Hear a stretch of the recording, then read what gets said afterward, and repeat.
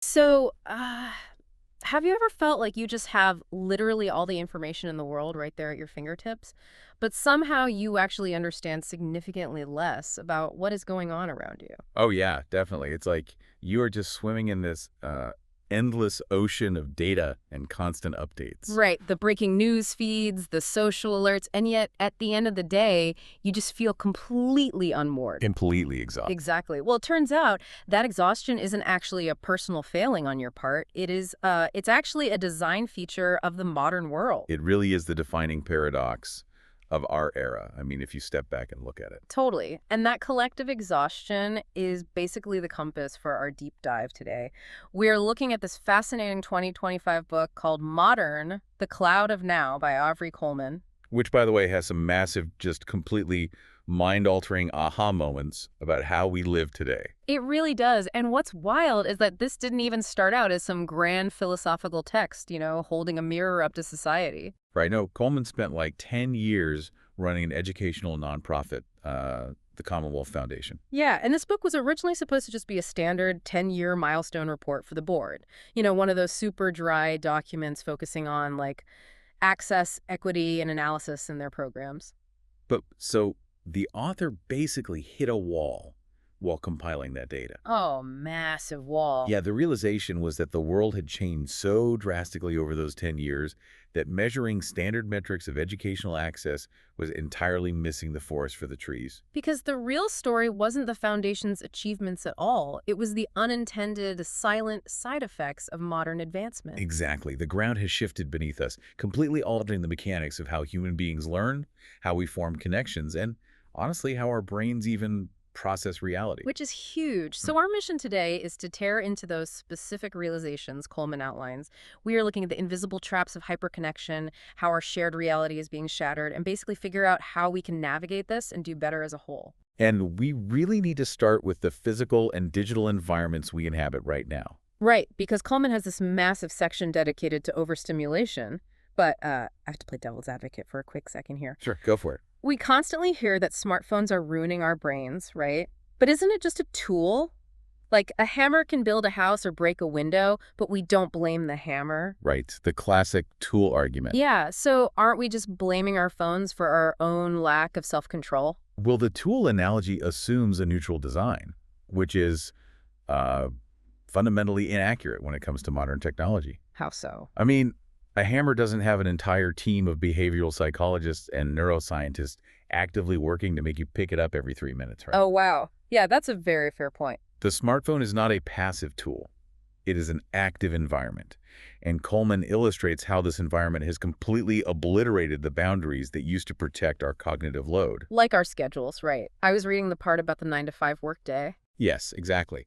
Historically, the 9 to 5 workday or the rigid school day, they were arbitrary systems. Designed by early industrial titans, right? Like Yeah. John D. Rockefeller and those guys. Yeah, to sync human labor with the uptime of factory machines. Right, which, I mean, it was brutal in its own way, but it had a hard stop. The factory whistle blew, the machine powered down, and you went home. Exactly. For a century, that industrial schedule accidentally protected human psychology by providing a firm boundary. And then the COVID-19 pandemic hit, And it completely shattered that traditional schedule overnight. which we all cheered for at first. The immediate cultural reaction was totally celebratory. We thought we'd finally decoupled productivity from the factory floor. But instead of liberation, the blue light of our screens simply breached the perimeter of our personal lives. Work, school, and global anxiety just followed us right into our kitchens and our beds. And our brains did not evolve to exist in a state of perpetual on. Biologically, they really didn't. Our brains take cues from the environment to know when to rest. So if you are staring at a screen emitting daylight spectrum blue light at 11 o'clock at night, While answering an email from a boss in another time zone. right, your body literally thinks you are in the middle of the day hunting a saber-toothed tiger. The biological mechanism is so crucial here that blue light suppresses melatonin production, but more importantly, the psychological demand of the environment just spikes your cortisol. We have become a generation perpetually in motion. I mean, think about it. Even when you are sitting perfectly still on your living room sofa, your brain is traveling at the speed of light. You are processing a natural disaster on another continent, replying to a localized work crisis, and, scrolling through highly curated, envy-inducing highlights of some stranger's vacation. All within like 2 minutes. Right. And Coleman argues this hyper-awareness has bred a terrifying unawareness. Like, we know a fraction of a percent about everything, but we lack the cognitive bandwidth to deeply understand anything? Exactly. We are running a mental marathon every single day without taking a single physical step, which completely explains the baseline exhaustion we all feel. It really does. But Coleman argues this exhaustion is actually compounded by the fragility of the actual physical systems we live in. Oh, the chapter called the needed system. Yes. And honestly, it gave me a bit of an existential crisis. The whole premise is that our convenience is actually a massive, massive liability. It really forces us to ask a terrifying question. What happens when the frictionless systems we entirely depend on suddenly encounter friction? Because we live in this intricate, hyper-optimized web, the modern food supply chain, the electrical grid, centralized healthcare. They're absolute marvels of logistics, sure. But we assume the grocery store will always have produce because, well, for our entire lives, it basically always has. But the pandemic laid bare the absolute fragility of that systemic optimization. Oh, 100%. When a single port shuts down on the other side of the world or a singular software update fails, the entire global chain just shudders. I mean, remember the early days of the lockdown? Looking at completely empty pasta and toilet paper shelves. Yeah. And realizing with a cold sweat that I have absolutely no idea how to sustain my own life. Same. I don't know how to grow a tomato. I have no idea how to purify water. We've traded the rugged self-sufficiency of past generation, like gardening, preserving food, maintaining our physical dwellings, for the immediate gratification of an app icon. You just tap your screen and a hot meal appears, and we just blindly assume the system is immortal. We have collectively outsourced human survival. Wow. Outsourced human survival. Yeah. Now, the optimistic view, and the reason we built these systems in the first place, is that outsourcing basic survival frees up human capital. Right, because you don't have to spend 12 hours a day farming just to survive. You can become a software engineer or an artist. But the psychological cost of this trade-off is intense vulnerability. We lack the basic tactile skills that defined human ingenuity and survival for millennia. We are deeply liberated from physical toil, yeah, but we are also entirely dangerously dependent on invisible systems we do not control or even understand. And Coleman takes this exact concept of invisible dependency and applies it directly to our media and our memories. Yes, the trap of the upgrade. This part was fascinating. It's all about the loss of permanence. Though, I bet you have some pushback on this one. I do, actually. I want to push back a little bit. Because Coleman critiques the shift from physical media to digital streaming. Right. But surely having a streaming app with 10,000 movies in my pocket is just objectively better than having a shelf full of dusty DVDs that I have to physically box up and carry every time I move apartments. Well, it is vastly superior in terms of volume and spatial efficiency, sure. Okay, so isn't the digital upgrade just objectively superior? You are ignoring the psychological trade-off, which is the illusion of ownership. Mm-hmm. Coleman points out that we have traded permanence for access. Oh, meaning I don't actually own those 10,000 movies. You used to own your media.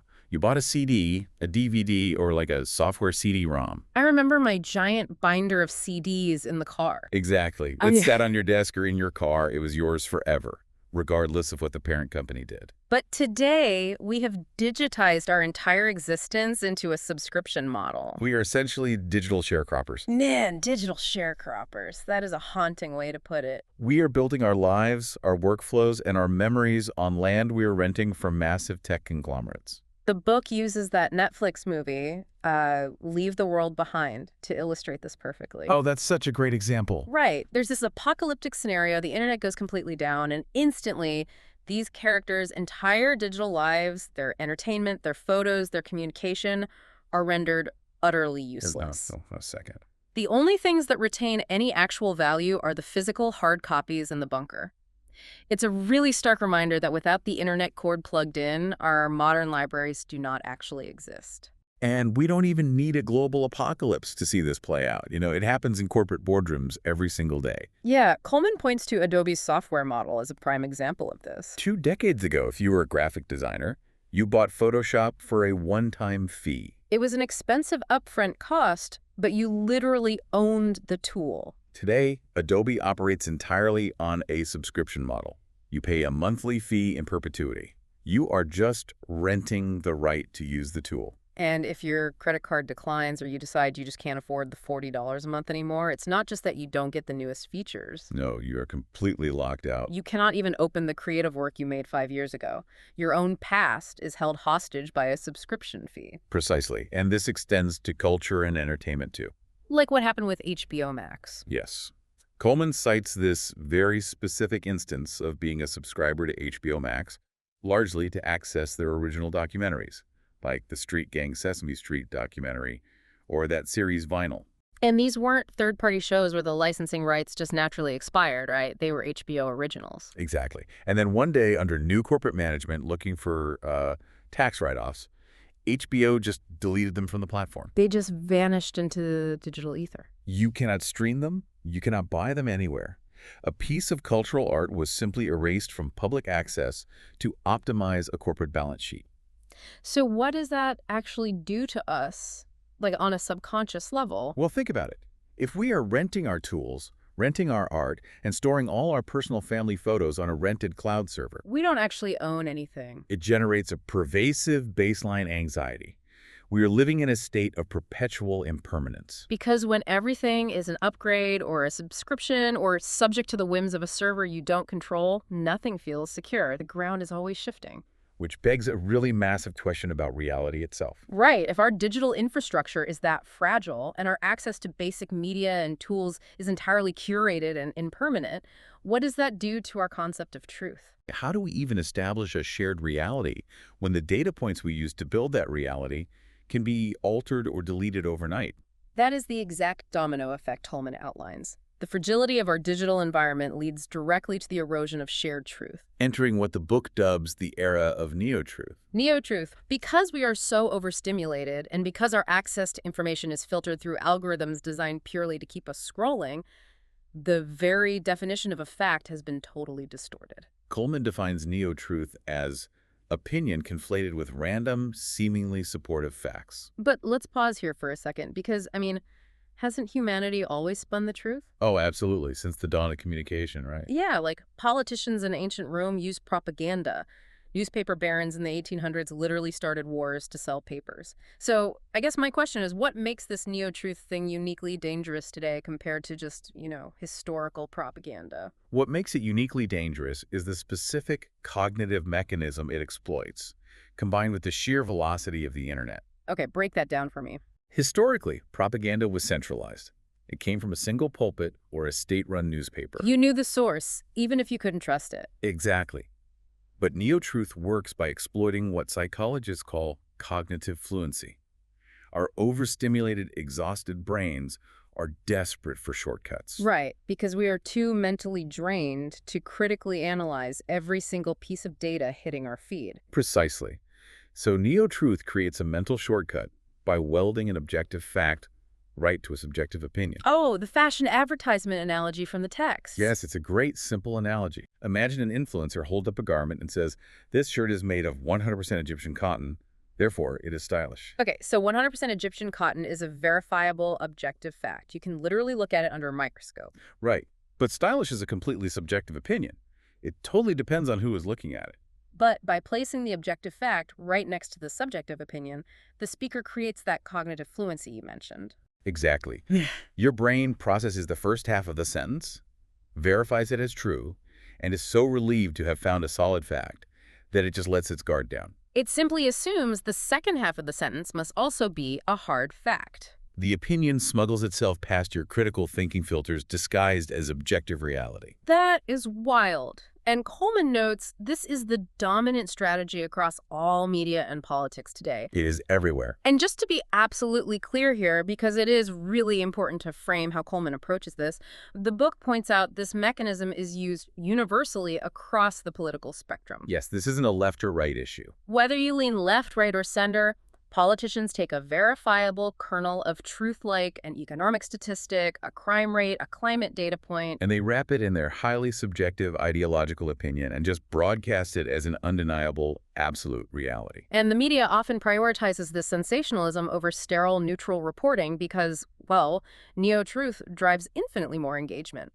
The goal of any entity utilizing neo-truth is to turn their subjective truth into your absolute truth. And because social media has decentralized the megaphone, it is not just politicians doing this anymore, right? No, it is your neighbors, your favorite influencers, your relatives. A conflated opinion can be algorithmically boosted and repeated literally millions of times in an hour. And human neurology is wired with a bug called the illusory truth effect.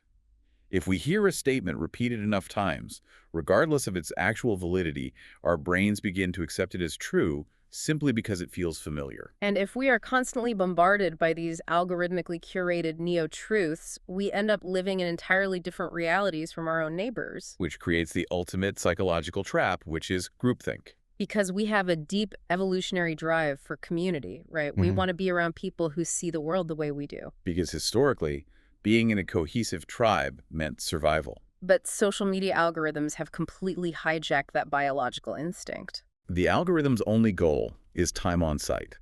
It quickly learns that showing you information that contradicts your worldview causes you to feel uncomfortable and close the app, So it perfectly curates your feed to show you only what you already believe and only people who agree with you. building this massive, impenetrable echo chamber around you. And inside that echo chamber, the dynamic completely shifts from, hey, we have a shared opinion, to a highly hostile us versus them team mentality. I notice how Coleman differentiates between being wrong and being malicious here. Yeah, in these digital silos, if someone has a differing opinion on, say, tax policy or even a movie review, they aren't just viewed as incorrect anymore. They're viewed as fundamentally evil. They become the enemy. But the most dangerous part of groupthink isn't even how the group treats the enemy, it is how the group treats its own members. Coleman dives deeply into the terrifying cost of internal dissent. The social cohesion of the group becomes infinitely more important than objective reality. Right. If you are in a political party, a specific online fandom, or a religious community, and you step out on the ledge to say, hey, guys, I think we might have gotten this specific issue wrong. The group does not reward your critical thinking. They brand you a traitor. And the hatred for a traitor is always, always more visceral than the hatred for an enemy. Because the enemy validates the group's existence, right? Yeah? But the traitor threatens the group's internal structural integrity. Wow. So the psychological safety required to question your own tribe has been entirely eradicated. People are so terrified of social ostracization, of losing their community, their followers, their real-life friends, that they will publicly agree with a neo-truth they privately know to be false. And when loyalty is prized above truth, a society just loses its ability to course correct. It completely stagnates. Now, this all sounds very theoretical and digital, but Coleman brings it into the physical world brilliantly. Oh, the driving metaphor. I was thinking about this idea of silos, and if you look at a highway, you see a perfect physical manifestation of this digital breakdown. Coleman uses driving as a literal microcosm for modern society. You essentially have three types of drivers out there today. First, you have the aggressive speedsters who weave through traffic, completely operating on the assumption that they are the main character. Right, and everyone else is an NPC, a non-player character in their personal video game. Then you have the hesitant, overly cautious drivers who try to merge onto a busy highway at 30 miles an hour, causing massive bottlenecks behind them. Because they are absolutely terrified of the flow of reality. And finally, you have the distracted drivers staring down at their phones, drifting across lanes, completely oblivious to the fact that they are operating a 2-ton kinetic missile. And what binds all three of these totally different drivers together is a complete loss of spatial and communal awareness. Every single one of them is operating entirely within their own bubble of self-interest or distraction. They have completely forgotten that their movements directly impact the larger ecosystem of the highway. Just think about the last time you were in an airport or a crowded grocery store. How often do you see someone stop their shopping cart dead in the exact center of the aisle to stare at a text message? All the time, completely blocking the flow of human traffic, totally unbothered by the fact that they are part of a larger whole. We have lost the muscle memory of navigating shared spaces with empathy. We are hyper-connected digitally, but profoundly disconnected physically. We actually design our lives to avoid the friction of dealing with other people's needs. And that concept of removing friction brings us to one of the most fascinating pivots in Coleman's book. Yes, because if we are designing a society that actively removes the friction of physical community and insulates us in these echo chambers, How does that impact the developing brain? How does a frictionless world change how we raise children and how we actually acquire knowledge? this is where we get into the generational shifts. When you remove friction from society, you inadvertently remove the friction that is biologically and psychologically necessary for profound human development. Coleman looks specifically at how late boomers, Gen X, and early millennials changed the paradigm of child rearing when they raised Gen Z and Gen Alpha. Because the older generations often grew up with what they call tough love. Right. It was a more rigid, sometimes highly punitive style of parenting. You break a rule, you get grounded, you suffer a harsh consequence.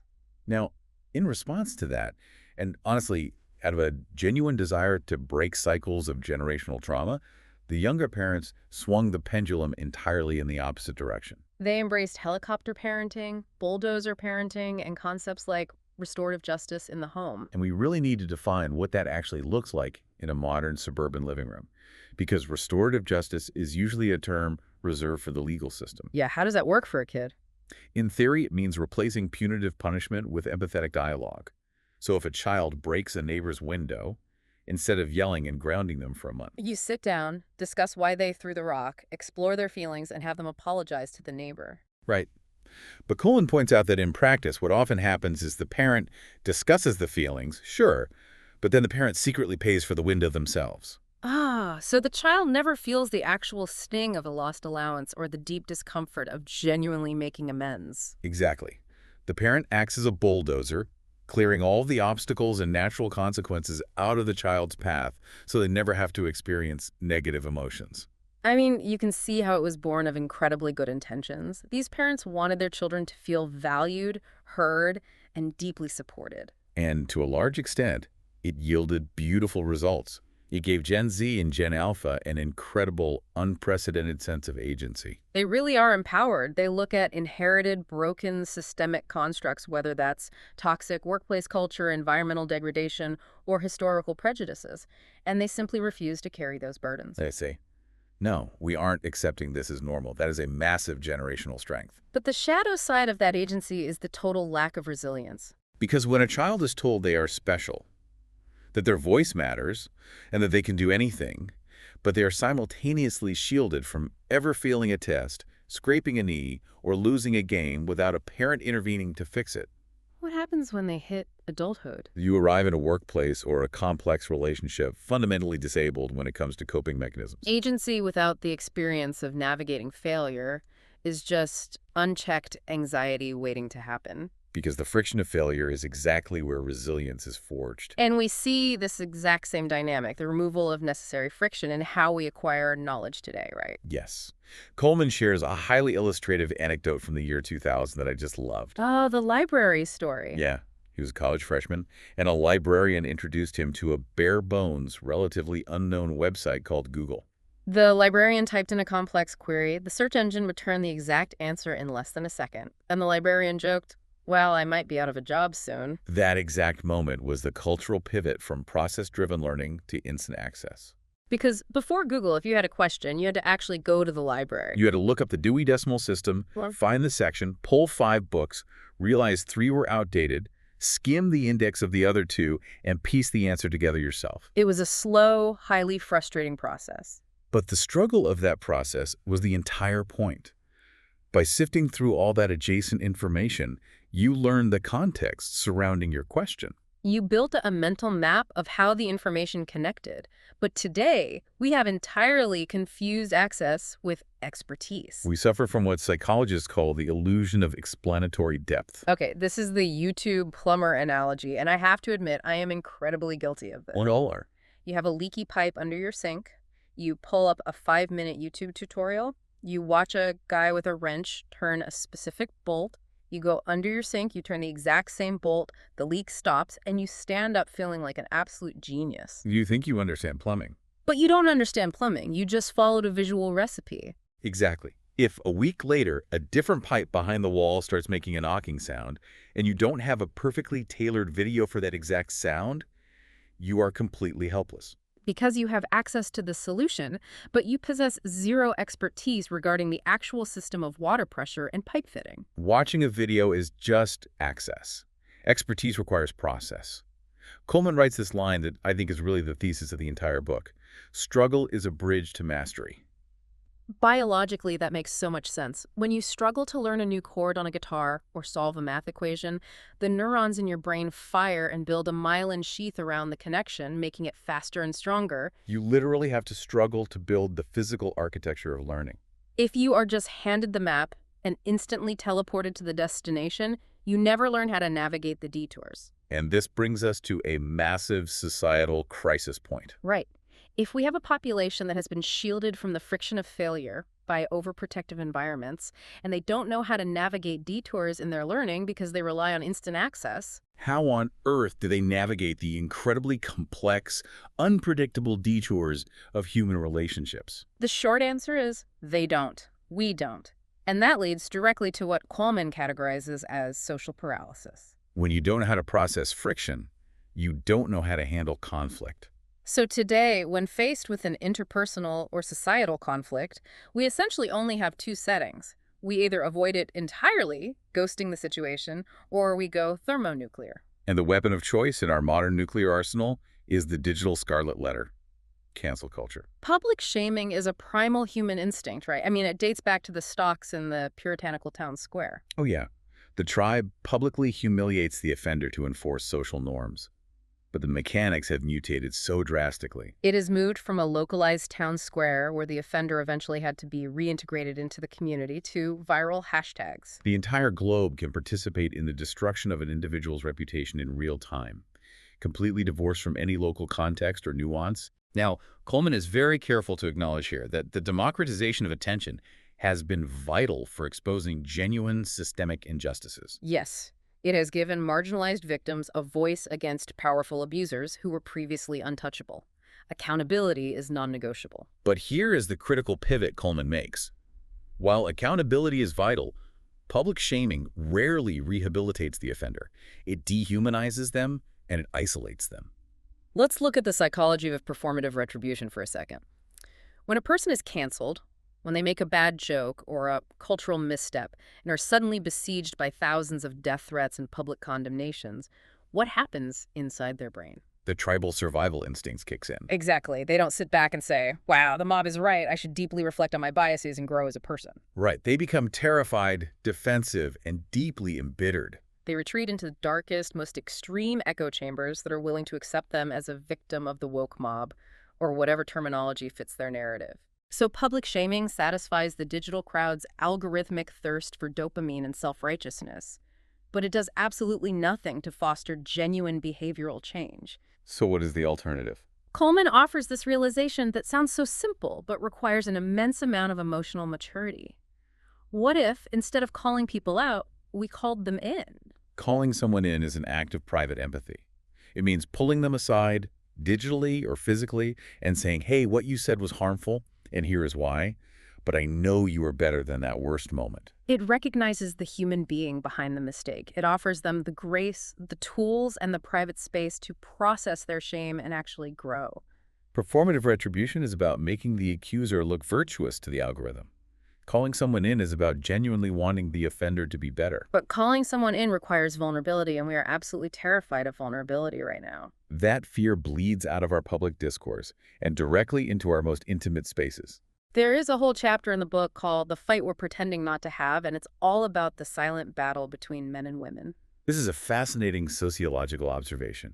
Because of dating apps, viral think pieces, and TikTok psychology videos, men and women possess this false sense of hyper-understanding regarding the opposite sex. Yeah, you read a thread about attachment styles or watch a video dissecting red flags, and you suddenly believe you possess a master key to the psychology of an entire gender.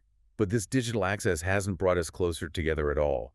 It has actually created a massive, cynical chasm of misunderstanding. Because we take natural complementary strengths and we weaponize them against each other. Coleman makes the observation that, generally speaking, boys are often socialized, to develop a goal-oriented, puzzle-solving nature. And girls are often socialized to develop high emotional intelligence and an acute ability to read the temperature of a room. Historically, in a functional partnership, those are highly complementary traits. But modern discourse conflates and twists those traits. Society conflates men's goal-oriented singular focus with logical superiority. Which leads a lot of men to dismiss female emotional intelligence as mere unpredictability or irrationality. Conversely, society conflates women's emotional intelligence with broad intellectual superiority, leading many women to view men's focused, puzzle-solving nature as unavailability or emotional stuntedness.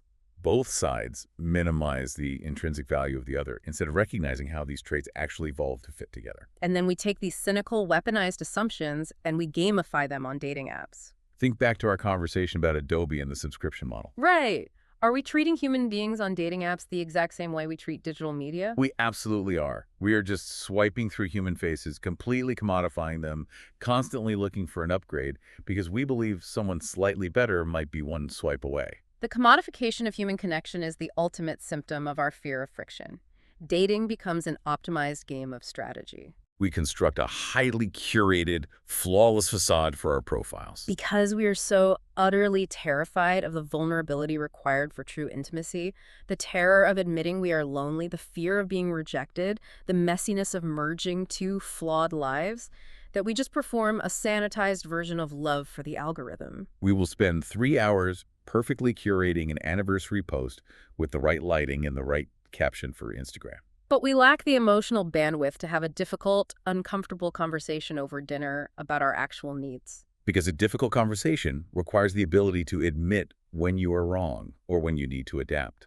And this perfectly mirrors the final, broadest societal terror that Coleman identifies.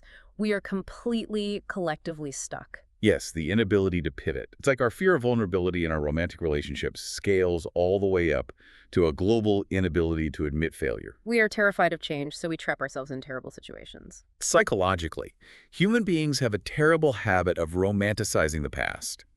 We filter out the pain and only remember the good old days while simultaneously catastrophizing the future. Assuming any deviation from the norm will lead to absolute disaster. This cognitive trap leads directly to the sunk cost fallacy. For anyone unfamiliar, the sunk cost fallacy is the cognitive bias, where you stay in a miserable, failing situation simply because you have already invested so much time, money, or emotion into it. It's the reason you stay in a toxic job because you've already given them 5 years of your life. It's why you stay in a dead relationship because you've already co-signed a lease. Coleman uses a brilliant, highly visible example here. The person who buys a luxury car they absolutely cannot afford. Right, the monthly payments are drowning them. They are losing sleep. The logical, friction-embracing move is to admit the mistake, sell the car, take the financial hit, and buy a reliable, cheap used car. But nobody does that. The fear of admitting the mistake to their peers is greater than the actual pain of living with the mistake. So what do? They take the car to a scenic overlook, snap a photo of themselves leaning against the hood, and post it to social media. They actively sell the bad decision to their social bubble to garner likes. The dopamine hit from the digital validation temporarily soothes the deep anxiety of their looming bankruptcy. Now, extrapolate that individual sunk cost fallacy to a macroeconomic scale, and the implications are just staggering. We refuse to adapt.